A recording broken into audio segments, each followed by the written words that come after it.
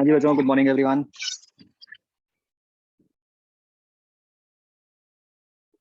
और बच्चों, फिर तैयारियां हैं छुट्टियों की? कहाँ जा रहे हो?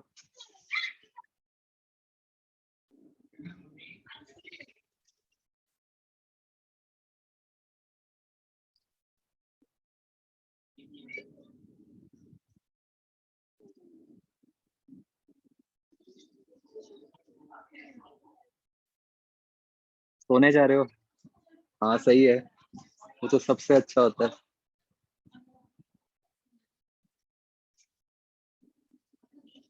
हाँ जा तो बस अभी कोई है नहीं सिचुएशन कहीं जाने वाली।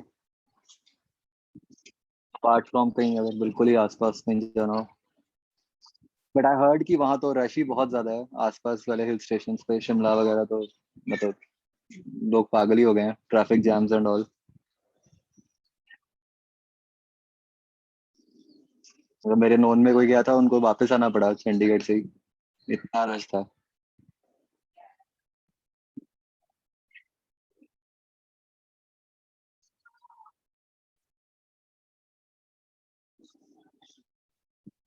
फिर बैठो आराम से बचो।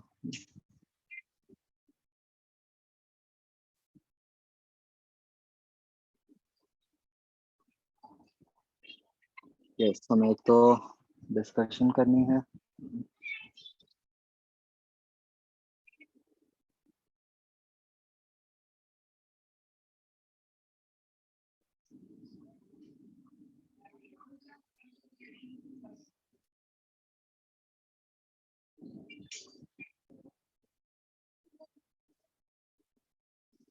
कहाँ से करने की बच्चों एक्सरसाइज 0? एच से है ना?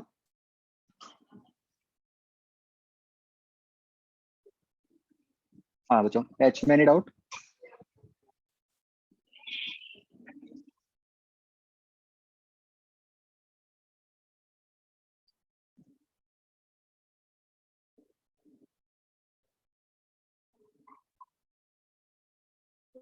क्वेश्चन नंबर 6 में सी डी की डायरेक्शन।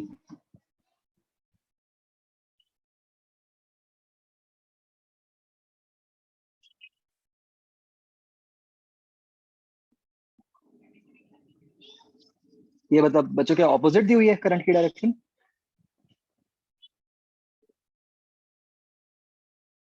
अच्छा,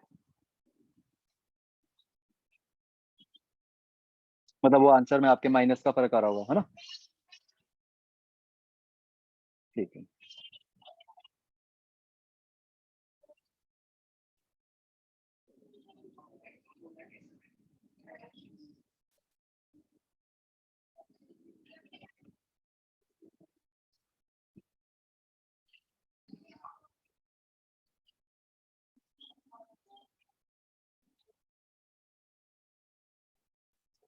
देखिए ई में भी मुझे दिख रहा है ना, करंट की डायरेक्शंस गलत दिखाई हुई हैं। ये कैसे लेके आता है बच्चों? मतलब मैग्नेटिक मोमेंट किधर को लेके आता है, प्लस जेड या माइनस जेड?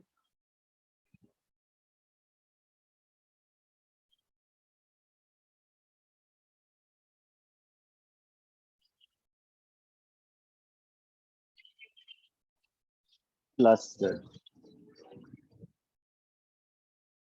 ठीक है जी। और ये डी में 30 डिग्री एंगल किसके साथ है, एक्स के साथ है वाई के साथ है?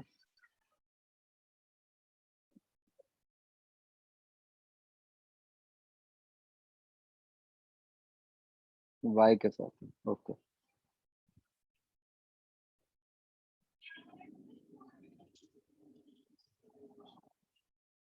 ठीक है जी।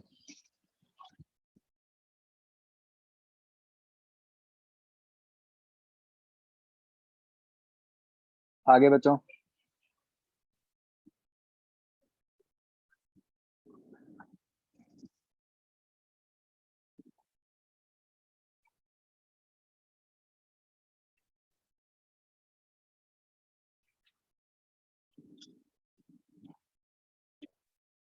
और कोई आई पार्ट में बच्चों? अब मुझे डाउट तो पूछना नहीं चाहिए ना, ये कहना चाहिए कि करेक्शन का है, ये बताओ।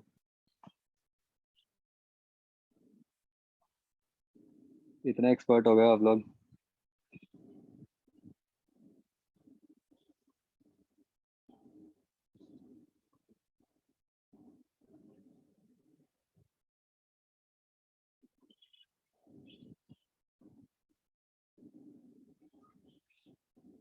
हाँ जी, एक्सरसाइज 1 एच पार्ट।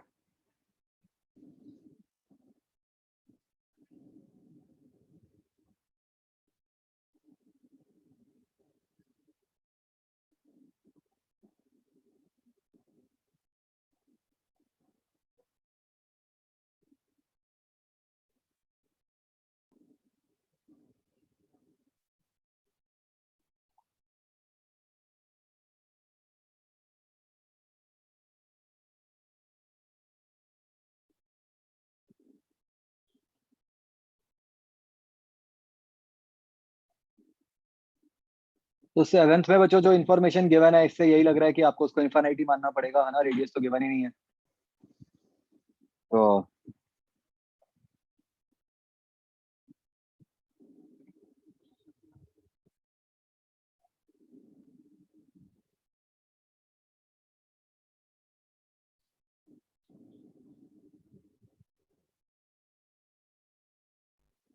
ये वो तो 500 टर्न्स दिए ना, तो शायद आपको टर्न्स पर लेंथ में तो कन्वर्ट करना ही पड़ेगा फील्ड निकालने के लिए।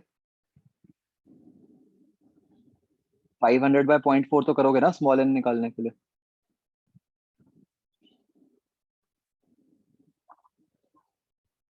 तो ये सोलेनोइड की मैग्नेटिक फील्ड आ गई। और कॉइल की आप मैग्नेटिक मोमेंट निकाल लोगे, axis perpendicular to axis of solenoid रखनी है, तो एंगल 90 हो गया। तो बस सीधा टॉर्क निकाल लेनी है ना?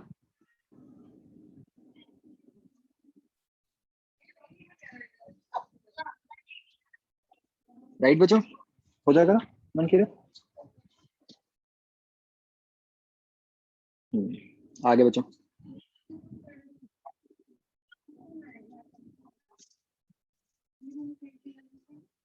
आई पार्ट।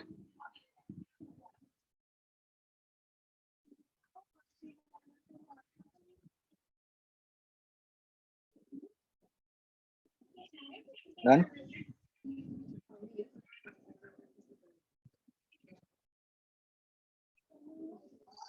Okay,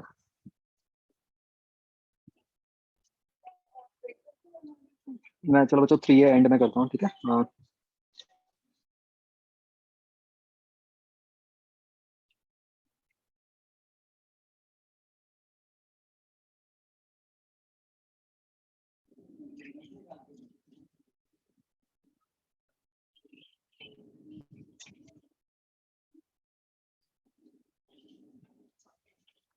okay.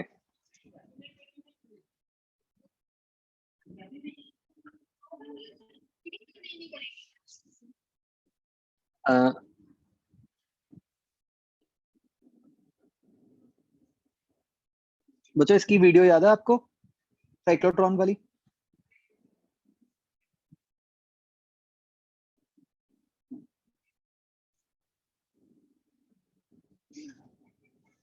ठीक है जी।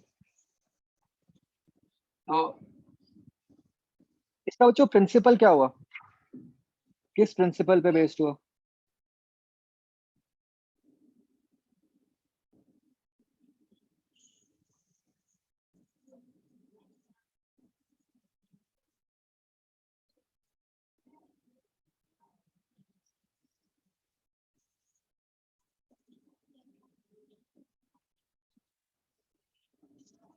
जो इसका मेन प्रिंसिपल था वो ये था कि जो टाइम पीरियड है वो इंडिपेंडेंट ऑफ स्पीड है।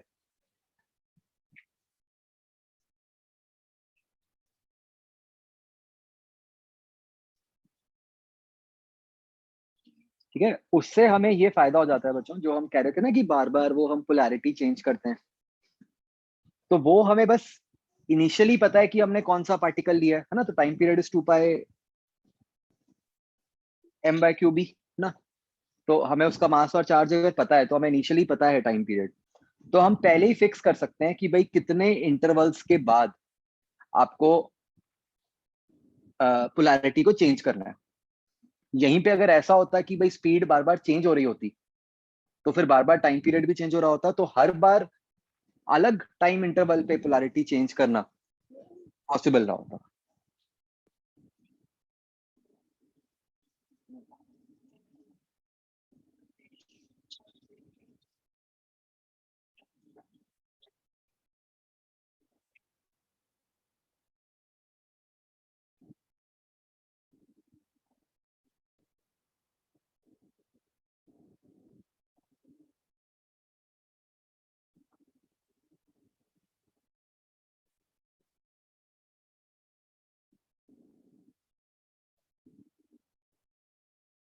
तो जो इसकी कंस्ट्रक्शन थी तो जो आपको याद होगा कि ऐसे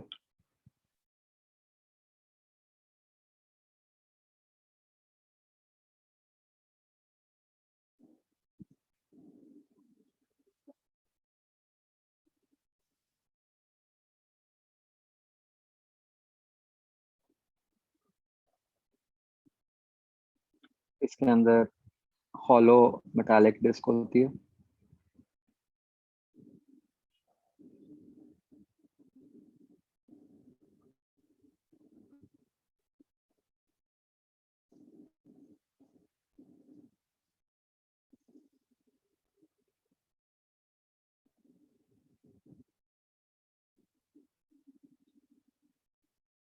Then there is magnetic field perpendicular to disk.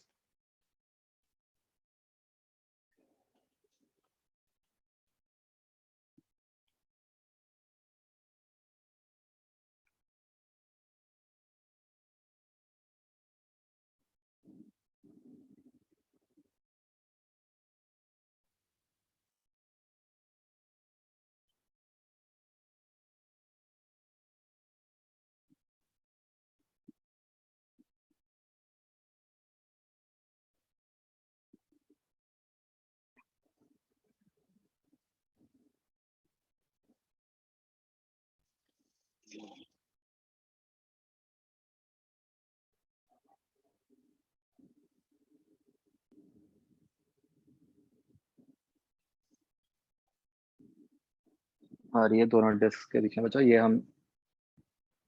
ये जो बेसिकली बच्चों हमने ये ना ऐसे एक एरो सा बना देते हैं हम, मतलब इसका मतलब है कि वेरिएबल वोल्टेज है क्योंकि वोल्टेज की पोलैरिटी बार बार चेंज हो रही है।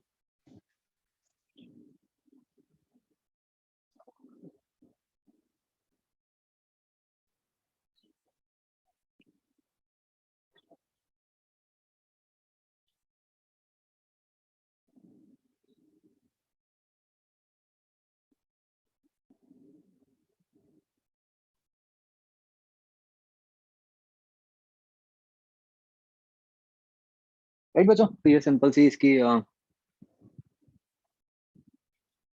कंस्ट्रक्शन है।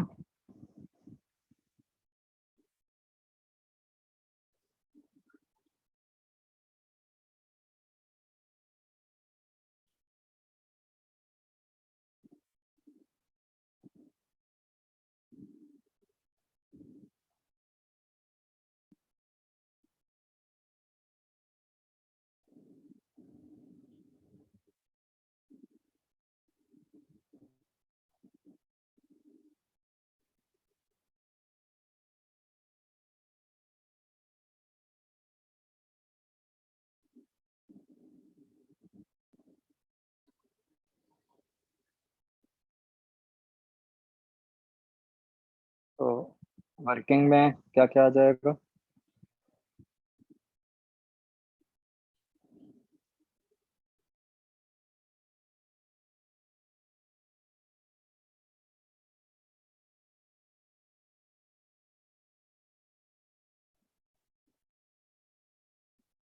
एक चार्ज पार्टिकल को हम रिलीज कर देते हैं।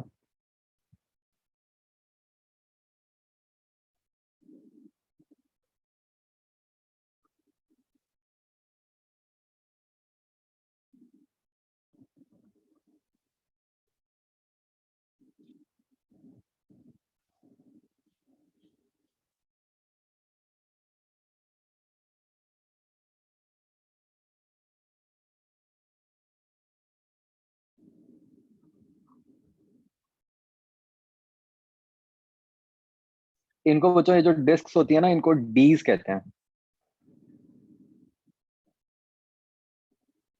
ठीक है, just because they resemble the letter D, इसको हम डी बोल देते हैं, डी डबल ई।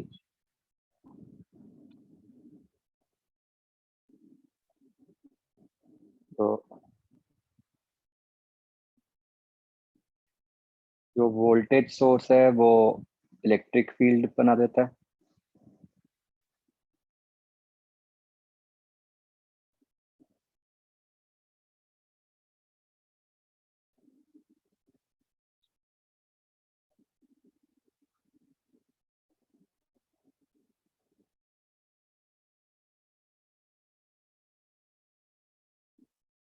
तो चार्ज पार्टिकल को एक्सेलरेट कर देती है।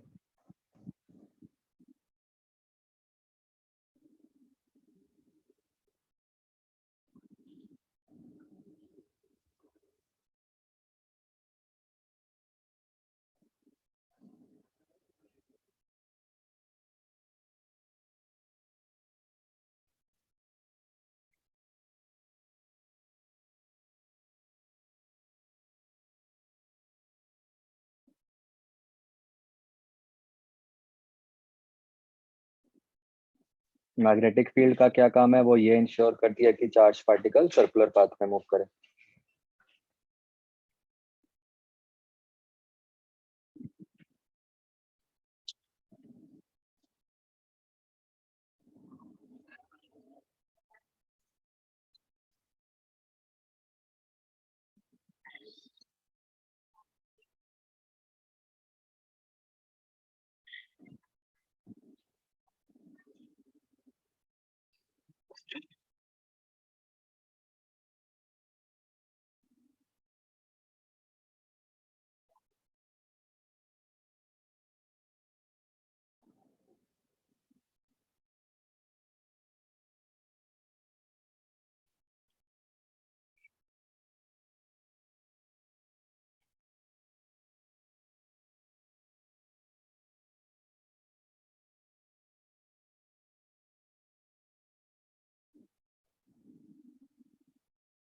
एक सोचो, जैसे ही चार्ज पार्टिकल एक डी को एग्जिट करता है,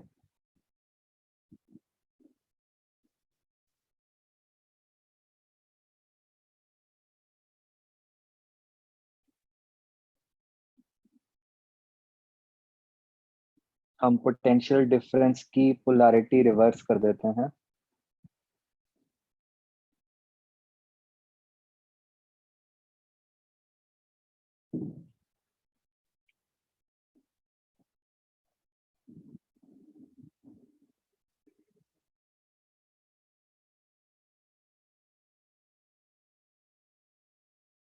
ताकि चार्ज पार्टिकल एक्सेलरेट हो जाए।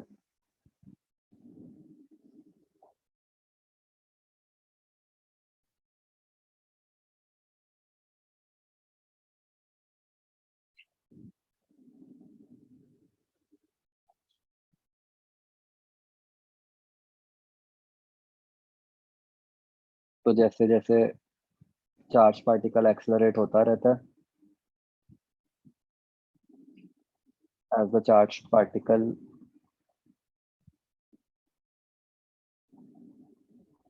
gets accelerated multiple times,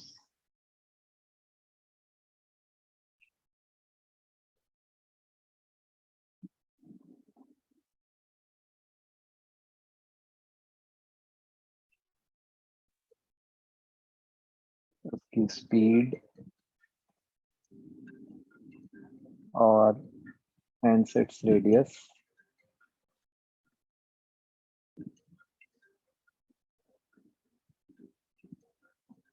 keeps on increasing.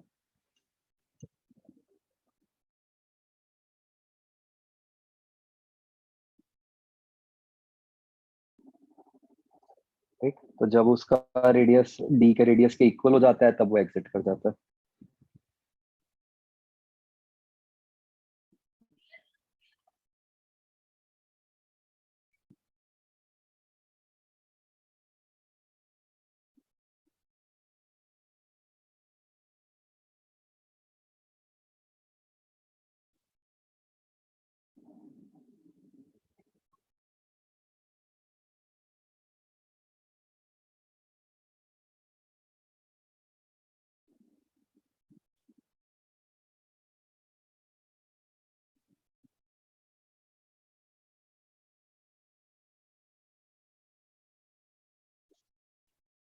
समझ आ गया बच्चों?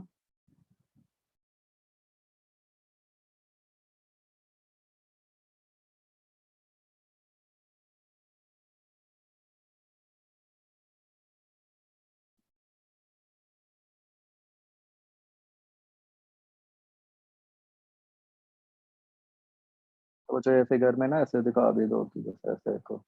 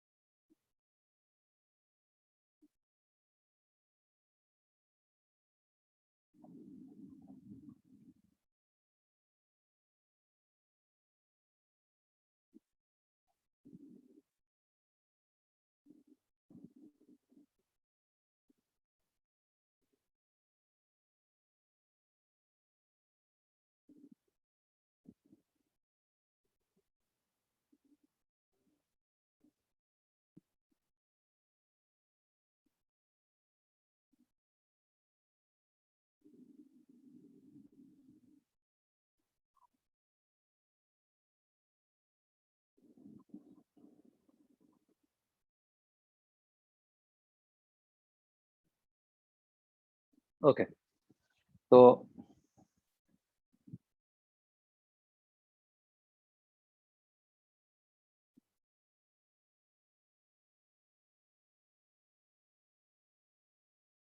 कुछ बच्चों इंपॉर्टेंट टर्म्स साइक्लोट्रॉन से रिलेटेड।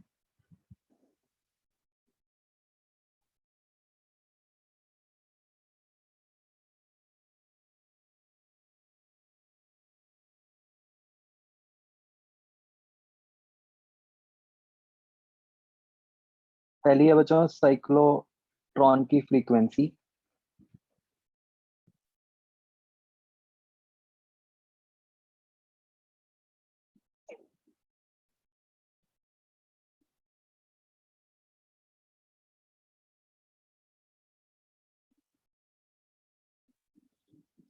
तो बच्चों एक बार समझना इसका क्या मतलब है।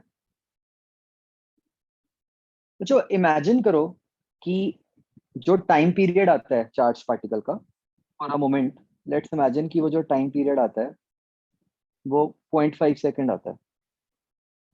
ठीक है, 2 पाई m/क्यूब करके।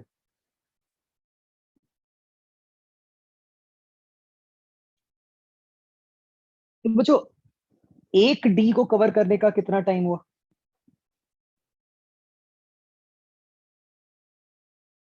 इसका आधा, है ना।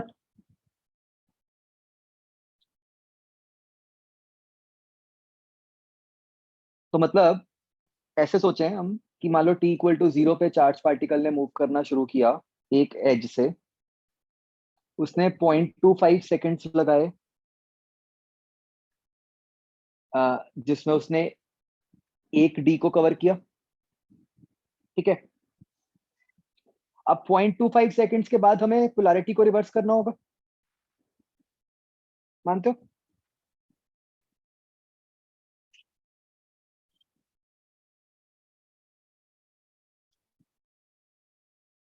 उसके बाद पोलैरिटी रिवर्स करनी पड़ेगी ना हमें बच्चों। उसके बाद उसने फिर 0.25 सेकेंड्स लगाए।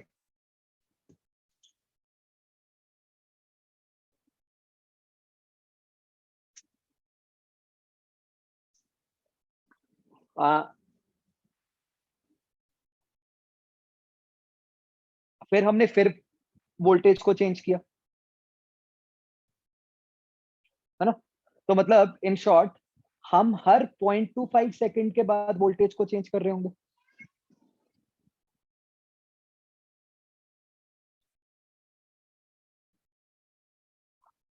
अब बच्चों हम जब यहाँ पे इस पॉइंट को समझना ध्यान से, क्योंकि इसमें कई बार कंफ्यूजन हो जाती है। इसको सोच के ऐसा लगता है कि भाई हम साइक्लोट्रॉन फ्रीक्वेंसी को 4 बोल दें, कि भाई एक सेकंड में कितनी बार चेंज करना पड़ा वोल्टेज को। लेकिन वो इस तरह से नहीं डिफाइन होती। वो इस तरीके से ही डिफाइन होती है कि एक सेकंड में, मतलब आपको जो पॉजिटिव वाली फ्रीक्वेंसी है, लेट से मतलब एक को, मतलब पॉजिटिव वोल्टेज है, मान लो एक को पॉजिटिव वोल्टेज बोल देते हैं और एक को नेगेटिव वोल्टेज बोल देते हैं। तो पॉजिटिव वोल्टेज को तो एक सेकंड में 2 बार ही लगाना पड़ा ना, और ऐसे ही नेगेटिव को भी एक सेकंड में 2 बार ही लगाना पड़ा।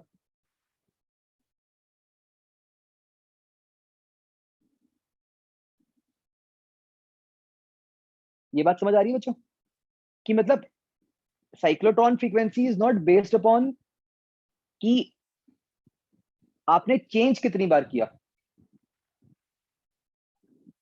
उसका मतलब ये है कि जैसे मान लो जो पॉजिटिव वोल्टेज है वो एक सेकंड में कितनी बार लाए आप, मतलब सेम वोल्टेज आप एक सेकंड में कितनी बार लाए।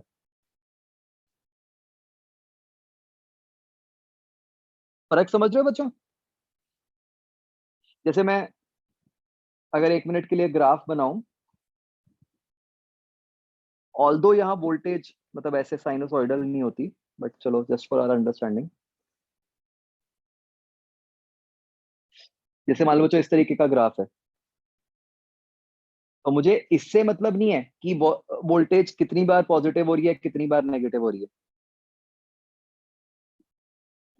ठीक है, जैसे मतलब मैं जो मैंने एग्जांपल लिया था, अगर मैं उसके हिसाब से ही टाइमिंग्स दूं, कि जैसे मान लो आपने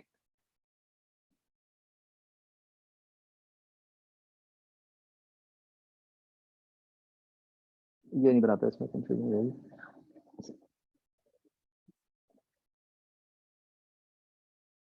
हम सिंपल स्पाइक्स बनाते हैं कि ये 0.25 पे आपने वोल्टेज को प्लस में दे दिया,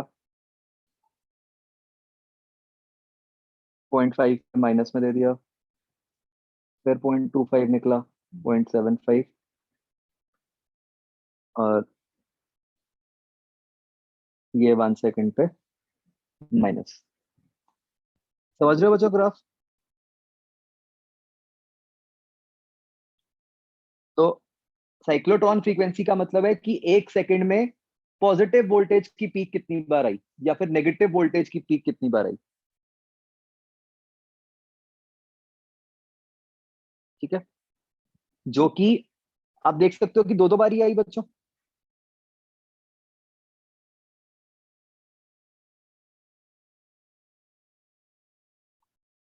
तो और ये दो आया कैसे, अगर आप देखो, तो 2 is nothing but 1 upon time period.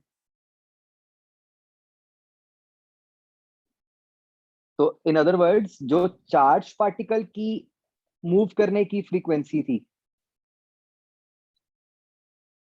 वही साइक्लोट्रॉन की भी फ्रीक्वेंसी बन गई।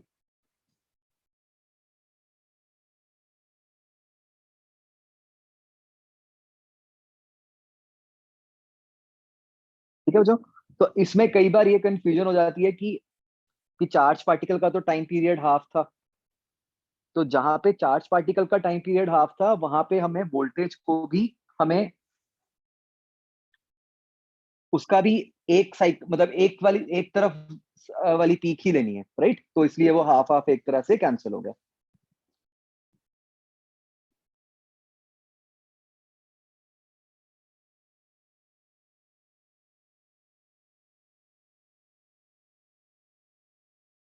अंडरस्टूड बच्चों?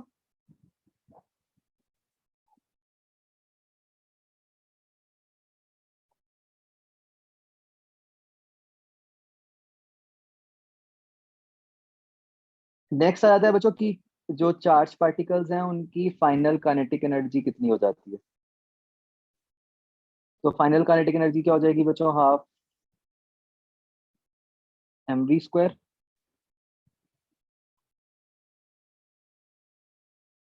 तो यहाँ पे हम v को क्या पुट कर देंगे? तो बेसिकली बच्चों आपका फाइनली जो रेडियस है वो ऑलमोस्ट d के रेडियस के इक्वल हो जाएगा। तो v हो गया q² b² r² / m²। तो ये बन गया q² b²r² / 2m, जहाँ पे r क्या है? Radius of the.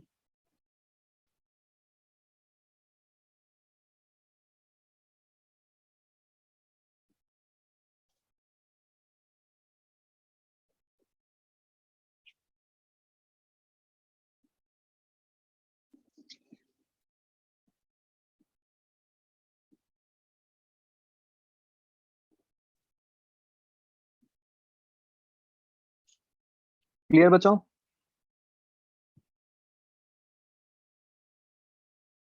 Okay,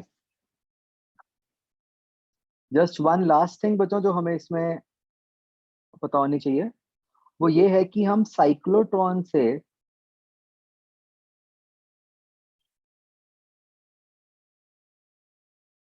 electrons को एक्सेलरेट नहीं कर सकते।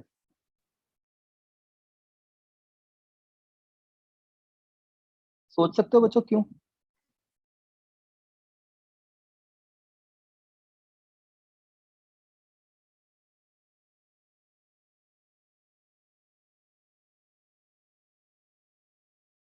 एक बार सोच के देखो क्या रीजन होगा इसका।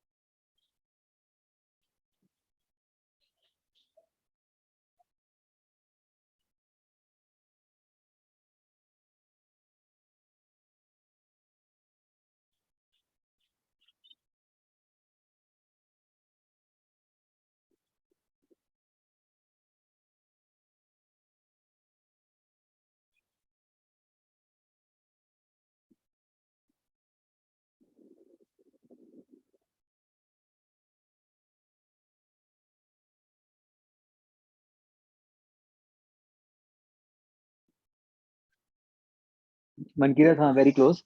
एक्चुअली क्या होता है बच्चों कि क्योंकि इलेक्ट्रॉन का मास बहुत कम होता है, राइट? तो उस कारण से अगर मास कम है तो एक्सेलरेशन बहुत ज्यादा हो जाती है, राइट? अगर एक्सेलरेशन ज्यादा है तो वी बहुत ज्यादा हो जाता है। तो आप कहोगे कि ये तो अच्छी बात है, यही तो चाहिए था। लेकिन ये वी इतना ज्यादा हो जाता है बच्चों कि इस पे रिलेटिविस्टिक इफेक्ट्स आने शुरू हो जाते हैं। अब ऑल्दो ये हमने कभी पढ़ा नहीं है व्हाट इज रिलेटिविस्टिक इफेक्ट। तो ये क्या होता है बच्चों कि बेसिकली ये आइंस्टाइन की थ्योरी है कि जब एक पार्टिकल को हम बहुत ज्यादा स्पीड पे कर देते हैं, मतलब बहुत ज्यादा, मतलब when that speed is close to speed of light, ठीक है, तो क्या होता है कि उस पार्टिकल का मास भी चेंज होना शुरू हो जाता है। तो उससे क्या होगा बच्चों?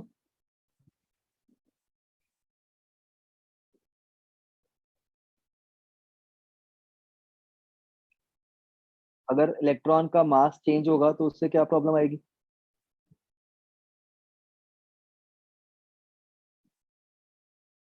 यस, तो फिर उसके टाइम पीरियड पे इफेक्ट आना शुरू हो जाएगा, वो चेंज होना शुरू हो जाएगा।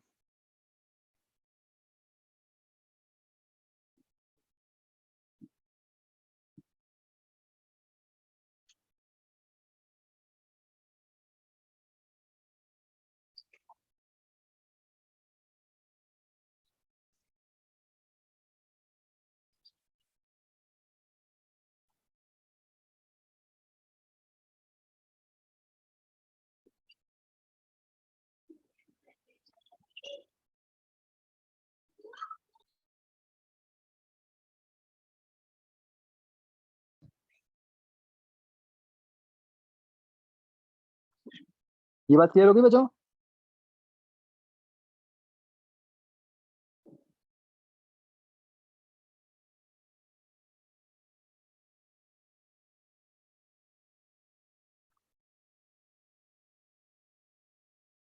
ओके, तो बच्चों this is all in this chapter. ये चैप्टर अब अपना पूरा कंप्लीट हो गया, ठीक है?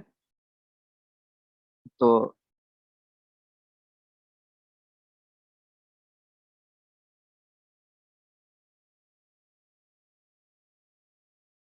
होमवर्क में बच्चों इसका जो कुछ भी बचता है ना, पेंडिंग पेंडिंग एक्सरसाइज 0, 1, 2, 3 में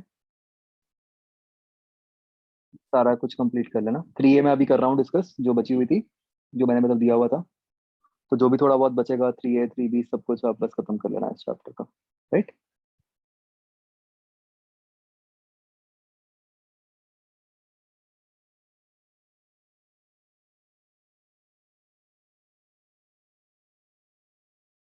ठीक है जी। तो मैं बच्चों 3 डिस्कस कर रहा हूँ, मतलब जिन्होंने की हुई है दे कैन स्टे बैक। और बाकी तो ये अपना काम खत्म है आज का।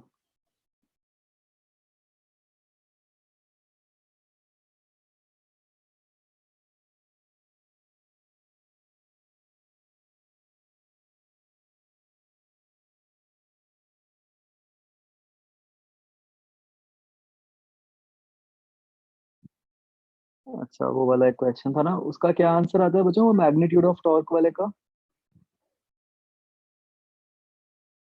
ये वाला?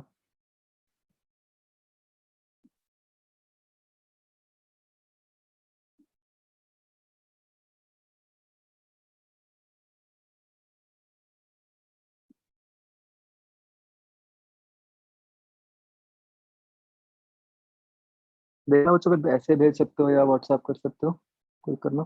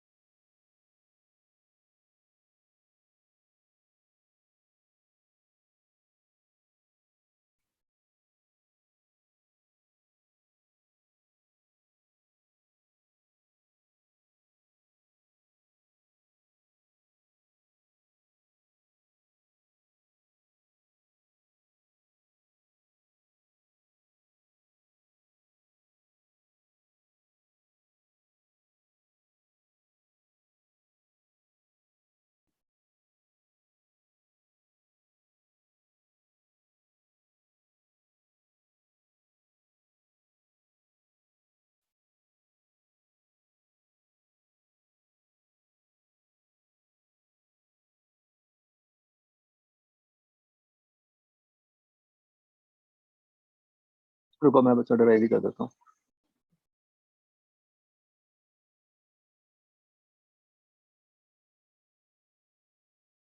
अगर हम किसी भी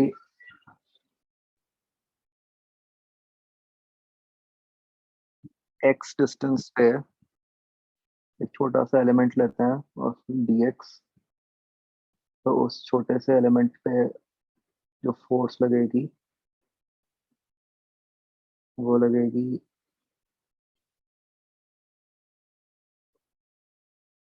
I2 इंटू बी, हो गया mu naught I1 by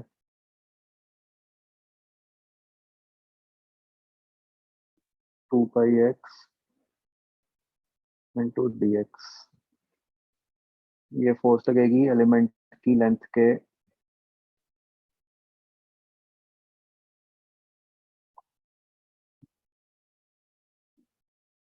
perpendicular.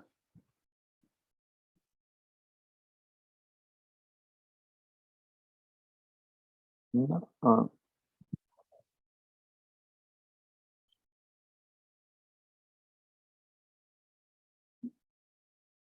जैसे इस फिगर के हिसाब से बी आ रहा है इस रेड एरो के हिसाब से, डीएल है वाइट के हिसाब से, तो dl cross B out of plane आ गया, नीचे वाले के लिए इनटू द प्लेन आ गया। तो मतलब मैंने जो एक्स लिया है वो मैंने अज्यूम किया उसके लॉन्ग है, जो करंट का सेगमेंट है। तो ये फोर्स है, इसको हम मल्टीप्लाई करेंगे विद द परपेंडिकुलर डिस्टेंस, जो कि हो गया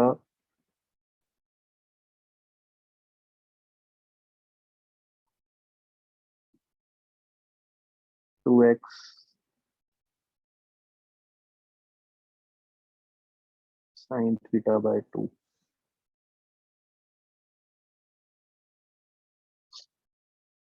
इसकी इंटीग्रेशन करनी है हमें फ्रॉम ए टू बी।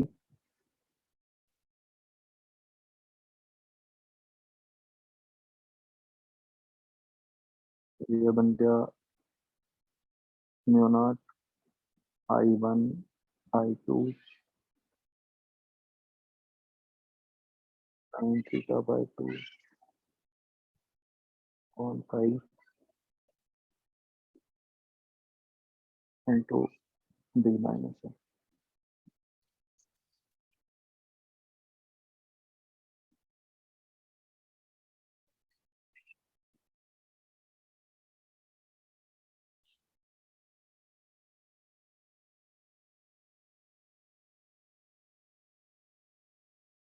देखो भाई,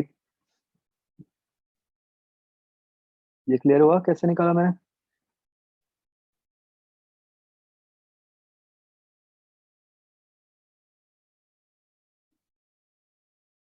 जो आपने आंसर्स भेजे हैं बच्चों, उनमें मुझे साइन की टर्म्स नहीं दिखी जिन लोगों ने भेजे थे। अच्छा ठीक, ठीक है।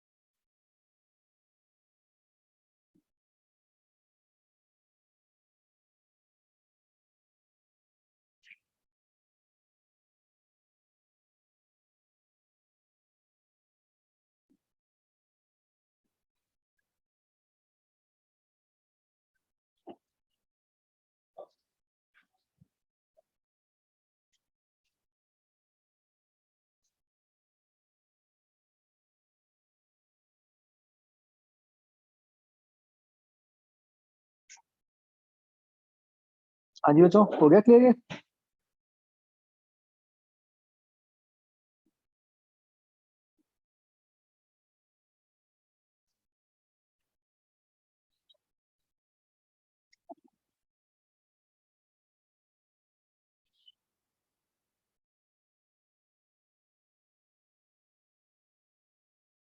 ठीक है जी। हाँ जी बच्चों, 3A में क्या करना था?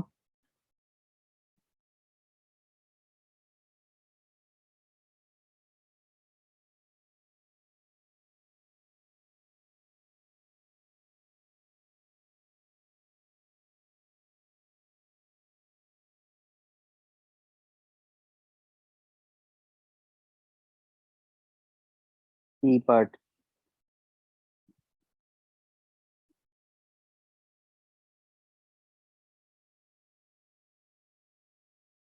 हाँ जी बच्चों, ई में एनी डाउट?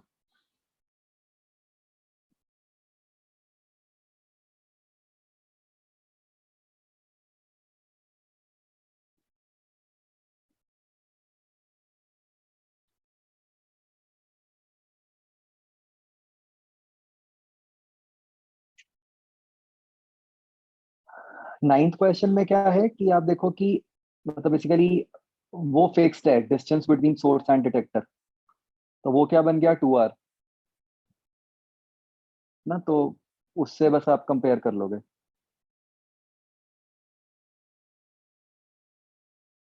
कि अल्फा के लिए, उस रेडियस के लिए जो एनर्जी है, तो उसके करस्पॉन्डिंग न्यूट्रॉन के लिए क्या बनेगी।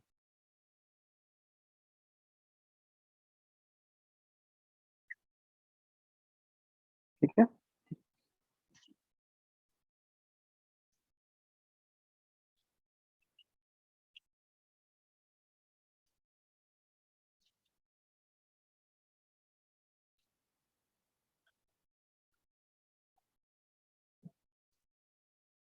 एक बच्चा देखना है, 17th के ये आंसर है मेरे पास लिखे हुए।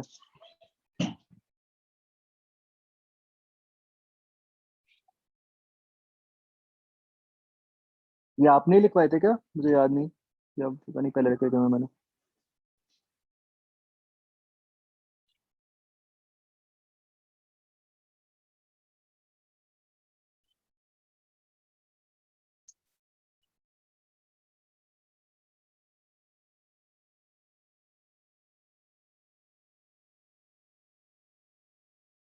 अच्छा ठीक है।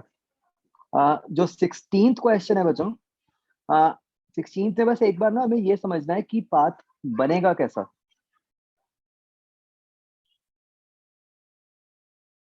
तो जब 16th में जब आप वेलोसिटी के कंपोनेंट्स लोगे,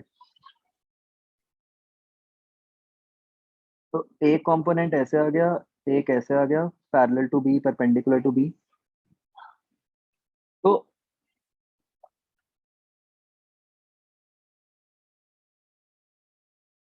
तो बच्चों ये देखो, ये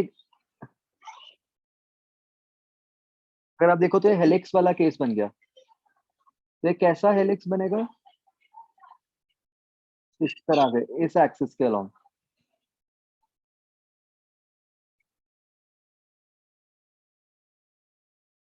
अब अब होगा क्या कि वो ये जो एक्सिस है, मतलब ये जो जीएस लाइन है, वो उसको हर बार जब एक रोटेशन कंप्लीट करेगा तो उसको टच करेगा, है ना। हमें क्वेश्चन में क्या है, मिनिमम वाला केस। तो मिनिमम में हम क्या चाहेंगे कि वो एक ही रोटेशन में, मतलब एक ही पिच पे उसको हिट कर जाए। ठीक है, ये कंडीशन लगानी है हमें।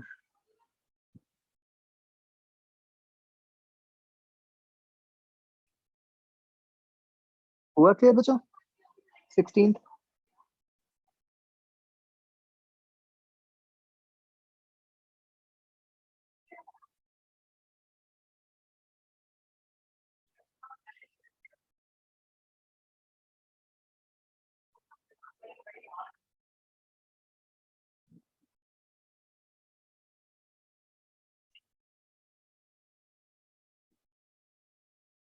जो 18th क्वेश्चन है,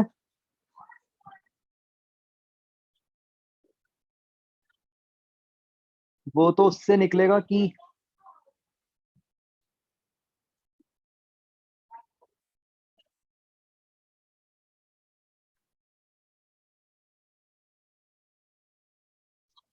आई थिंक बच्चों इसमें कुछ ऐसा पाथ बन रहा होगा ना। अ, ऐसे निकल जाता है वो।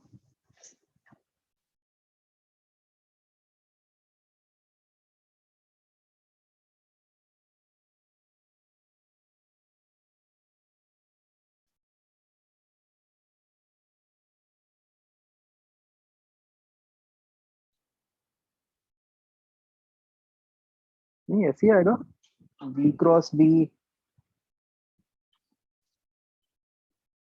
इधर को बन रहा होगा।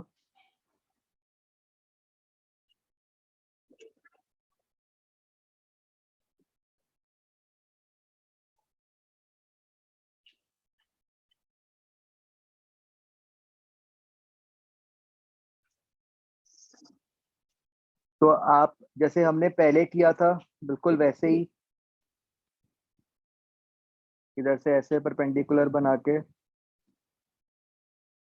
ऐसे सर्कल का सेंटर ढूंढ लोगे। सेंटर ढूंढ लोगे तो आपको ये एंगल पता चल जाएगा कि उसने कितने एंगल से कितनी आर्क लेंथ का एंगल कवर किया। तो बस उस एंगल के करस्पॉन्डिंग टाइम पीरियड निकल आएगा।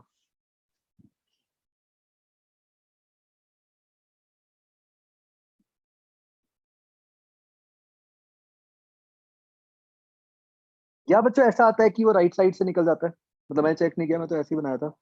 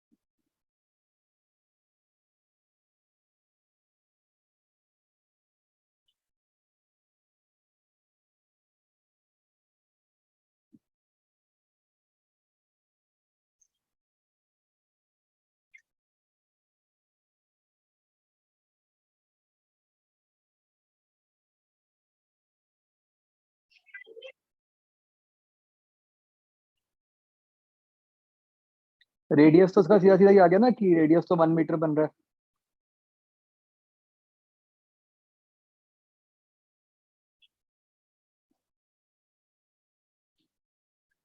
तो ठीक है, मतलब हाँ, हो सकता है कि ये ऐसा आ जाए कि ये राइट साइड से निकल जाए,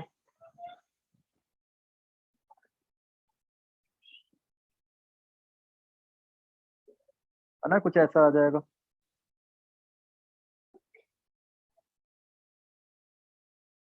मे बी लाइक दिस।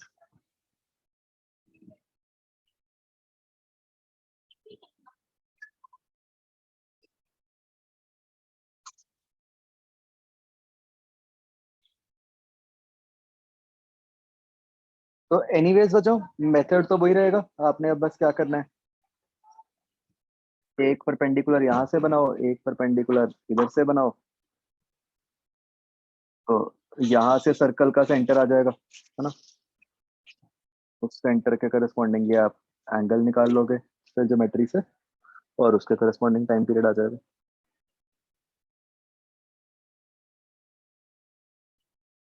ठीक है ना, सारा खेल तो बस ये एंगल निकालने का ही है कि उसने कितने एंगल से डिविएट किया।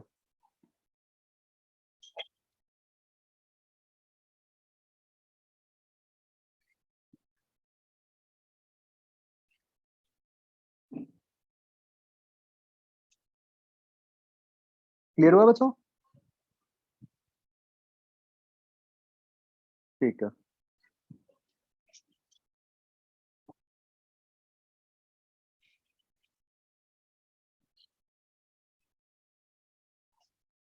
आगे बच्चों, एफ पार्ट।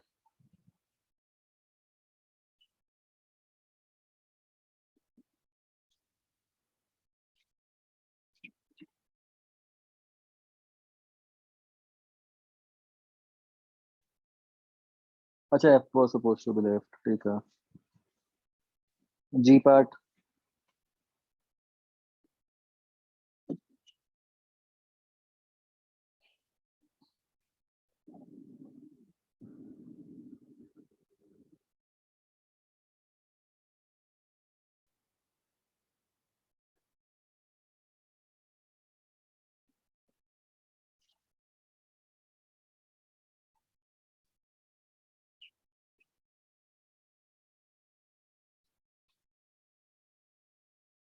अच्छा, जी क्वेश्चन टू का आंसर आ रहा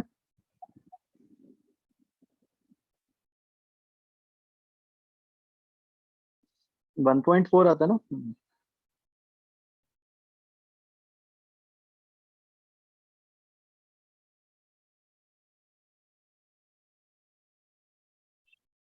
किसमें, ए ऑप्शन में, बी ऑप्शन में?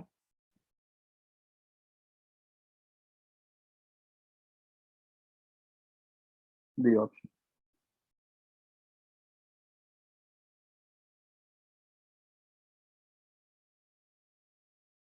ठीक है जी।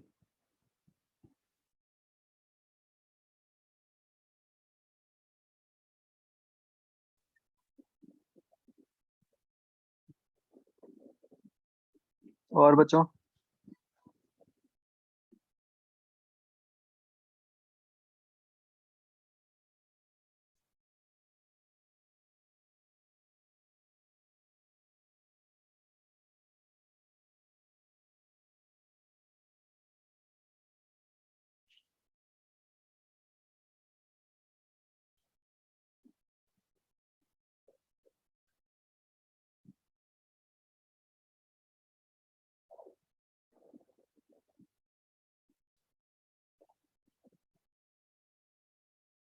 7th question.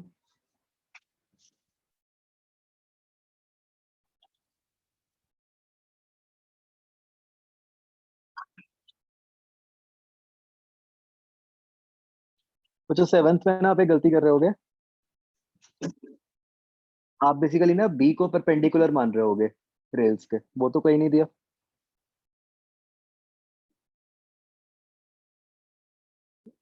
ये सिंपल मैकेनिक्स का क्वेश्चन है बच्चों, जैसे हम करते थे।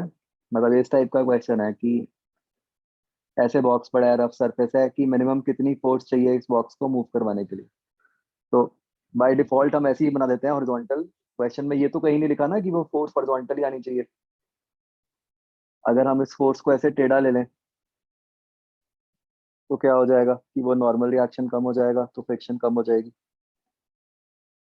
तो बस वो वाला केस सोचना। समझ गए?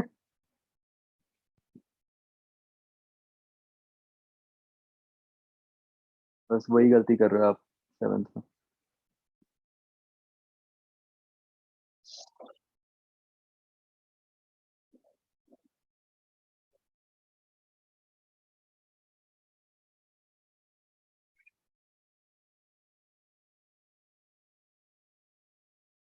12th के आंसर में बच्चों माइक्रो आता है instead of milli.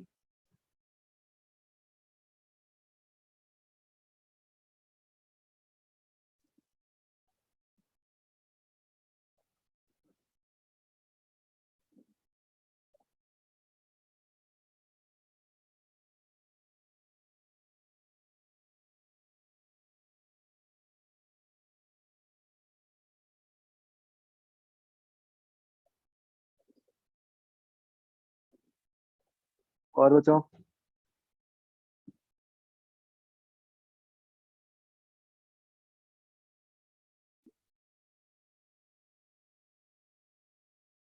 Done.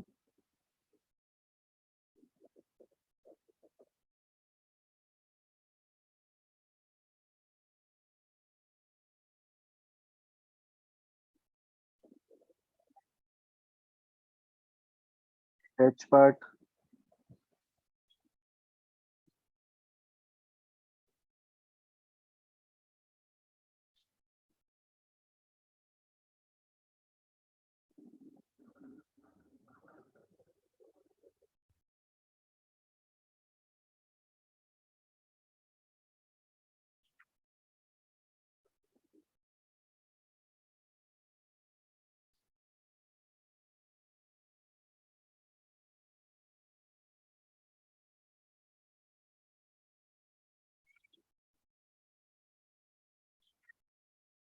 First के आंसर में भी वही चक्कर है बच्चों, माइक्रो इंस्टेड ऑफ मिली।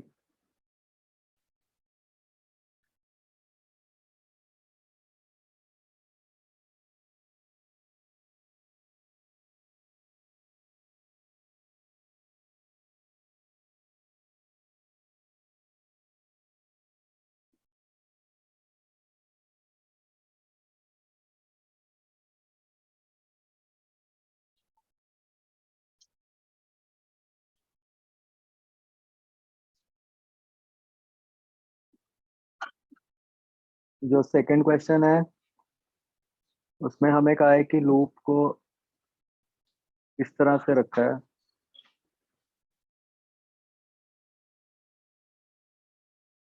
ना, तो ये मास बच्चों 5 पाई होगा ये, है ना, पी की जगह। हम्म।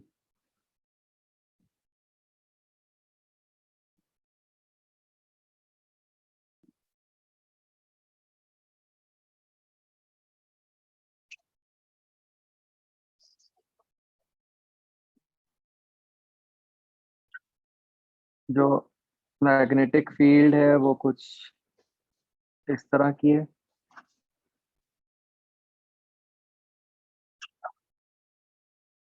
तो बस क्या हो जाएगा बच्चों, आपने ये जो लेफ्ट साइड वाली एज है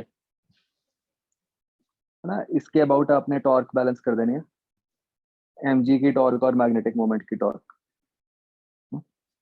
उससे आ जाएगा आंसर।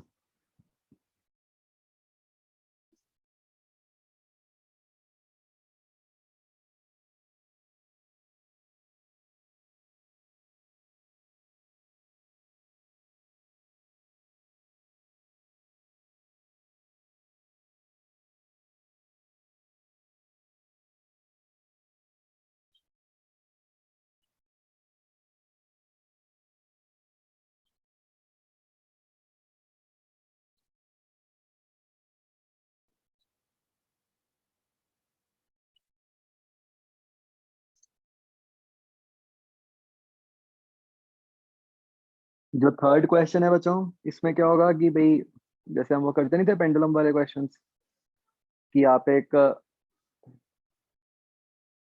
छोटे से एंगल से उसको डिस्प्लेस करो, तो जो टॉर्क आएगी एम बी साइन थीटा, उसमें साइन थीटा को थीटा से रिप्लेस कर दो।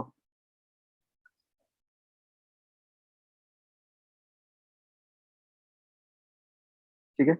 और इसमें बस जो आई आएगा, आई कैसे आना है, बेसिकली स्क्वायर लूप का आई आएगा about the axis O O dash.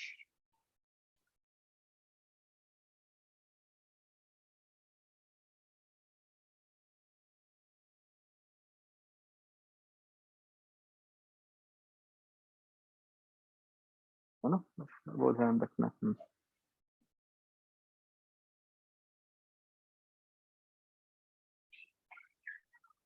आगे बच्चों।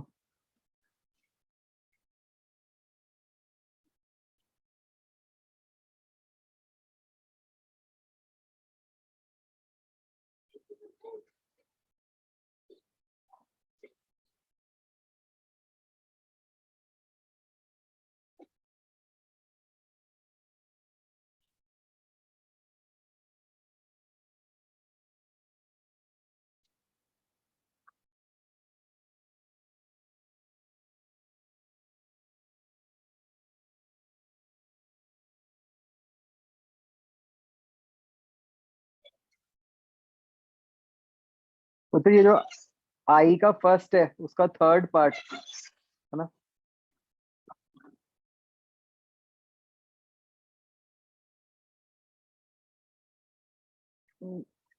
ये थोड़ा सा दोबारा ट्राई करना, ठीक है। ये मैं अभी नहीं करवा रहा।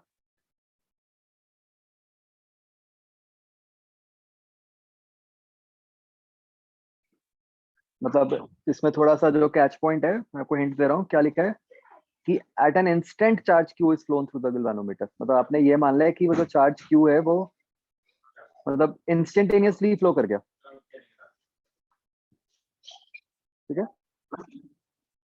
It should help you in some calculation.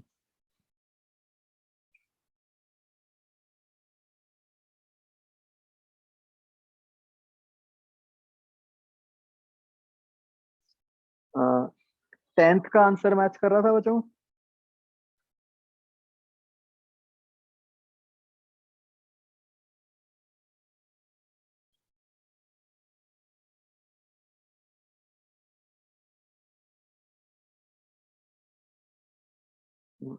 तो ये दोबारा ट्राई करना, आना चाहिए आंसर 10th का।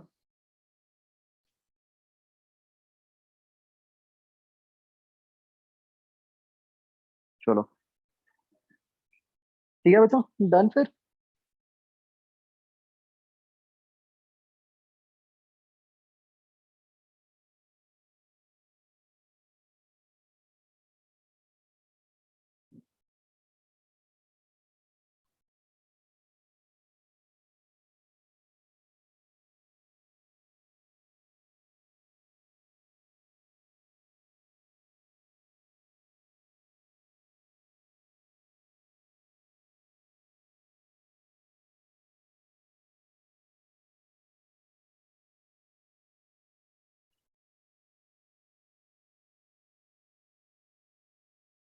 कौन सा कह रहे हो, जी का फोर्थ या आई का फोर्थ?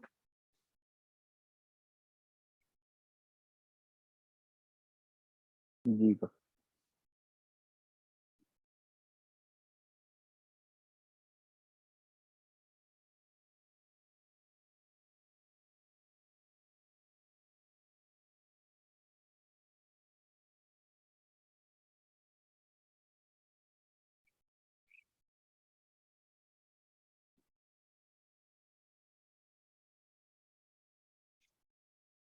ये बच्चों फोर्थ मैं बताता हूँ, ये जो आप, जो वो था ना लास्ट वाला, जो वो गैल्वेनोमीटर वाला था, उसमें भी कुछ यही सेम कंसेप्ट यूज होना है, तो मैं बता देता हूँ।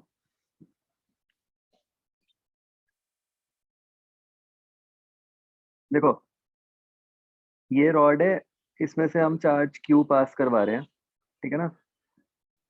तो आप ऐसे सोचो कि जो आई है वो D Q by D T है, ठीक है। इससे फोर्स बन गई I B by L,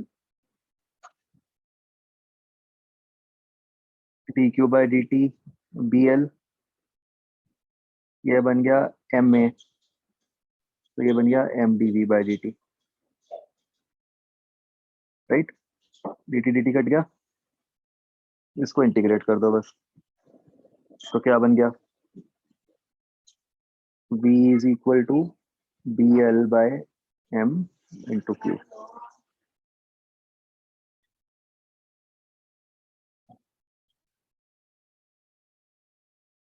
answer.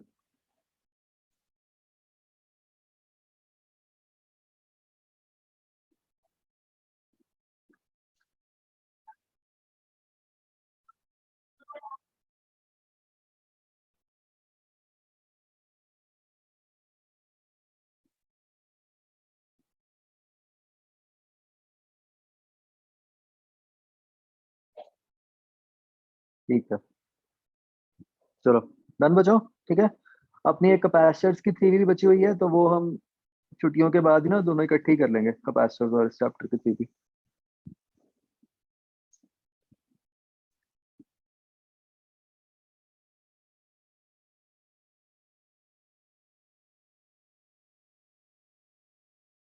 चलो, एक मैं बच्चों आपको ना आज वो आपका जो अगला टेस्ट जो होगा एडवांस टेस्ट, उसका सिलेबस भेज दूंगा, ताकि मतलब आप छुट्टियों में जो टाइम मिले तो आप उसकी थोड़ी बहुत तैयारी कर सकते हो, ठीक है।